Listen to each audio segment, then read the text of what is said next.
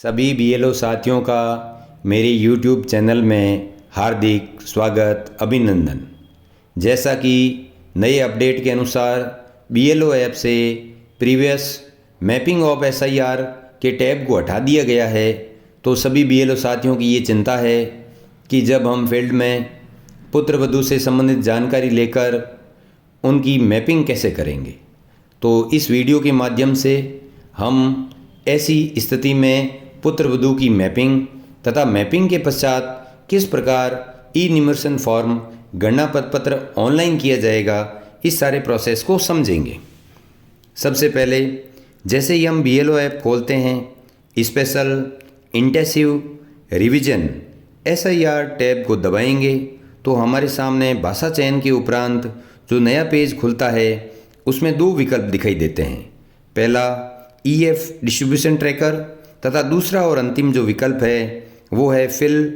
ई निमर्सन form, अर्थात इसके माध्यम से हम गणना प्रपत्र को ऑनलाइन कर सकते हैं। जैसे ही मैं इस टैब को दबाता हूँ तो मेरे सामने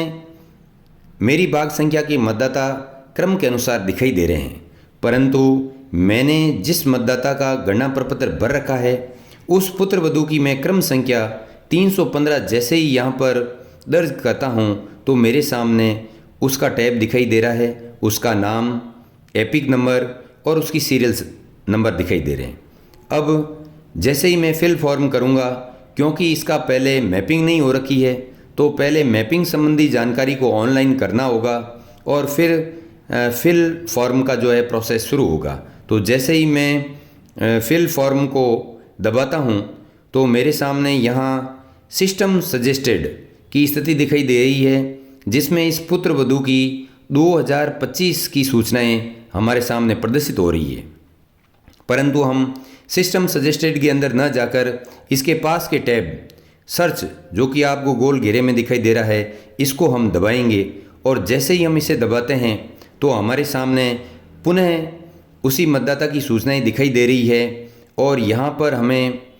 सर्च इलेक्टर 2002 अर्थात 2002 के समय इस मतदाता को प्रोजनी के रूप में जोड़ा गया है अथवा ये प्रोजनी के रूप में नहीं जुड़ा हुआ है, ये दो विकल्प हमें दिखाई दे रहे हैं। क्योंकि ये पुत्र वधू अपने पिता के साथ 2002 की मतदाता सूची में ऐड प्रोजनी के रूप में जुड़ सकती है, इसलिए मैं पहले बटन को जैसे ही क्लिक करता हूँ तो मेरे सामने उसके पिता से संबंधित जो जानकारियाँ हैं वो इसमें मुझे डालनी होगी। तो अब आपको सामने दिखाई दे रहा होगा सबसे पहले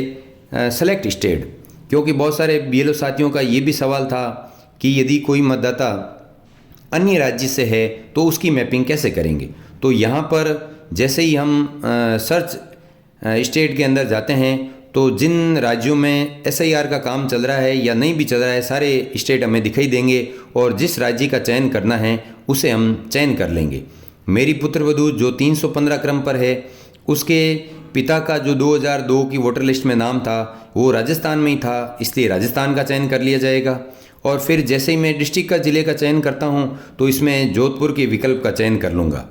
और 2002 में उसके पिता की यदि विधानसभा 186 लूणी है तो उसे चयन कर लिया जाएगा। इसके बाद उस समय की उनकी भाग संख्या आदि डालने के बाद हम आगे पाते हैं कि उस पेरेंट्स अथवा पिता अथवा माता जिसके द्वारा हम उसकी मैपिंग कर रहे हैं उसका नाम दर्ज किया जाएगा। जैसे मैं मान लेता हूँ कि उस पुत्र वधू के पिता का नाम दानाराम है तो मैं यहाँ पर दानाराम टाइप कर दूँगा और उसके बाद उसके पिता अर्थात दानाराम के पिता का नाम उदाराम टाइप कर दूँगा। ये सारी जानकारी मुझे गणना प्रपत्र में पहले ही मेरे सामने राइट हैंड साइड में दिखाई दे रही है, वो सूचनाएं मैं दर्ज करता हूँ। और दर्ज करने के बाद जैसे ही मैं सर्च डिटेल में जाऊंगा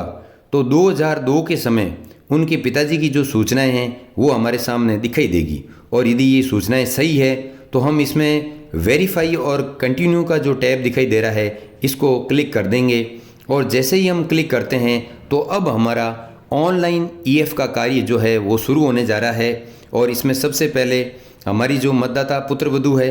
उसकी डेट ऑफ बर्थ, इसमें कम उम्र वाले मतदाताओं की डेट ऑफ बर्थ पहले से ही हमें दिखाई देगी और अधिक उम्र के मतदाताओं की डेट ऑफ बर्थ हमें इसमें डालनी पड़ती है। इसके बाद यदि आपका इनका आधार नंबर पता है तो इसमें आधार नंबर डाल देंगे और इसके बाद मोबाइल नंबर अनिवार्य रूप से डाल दिया जाता है। अब जो मेरी मतदाता है उसके माता, पिता और उसके जीवन साथी का नाम आदि हम पूर्व में जैसे डालते रहे हैं इनमें डाल देंगे, जबकि एपिक नंबर अनिवार्य नहीं है। यदि हमारे पास उनके एपिक नंबर नहीं है तो उस टैब को हम खाली ही छोड़ देंगे। और आगे जैसे ही हम इसे सबमिट करके आगे बढ़ते हैं तो हमें वापस 2002 में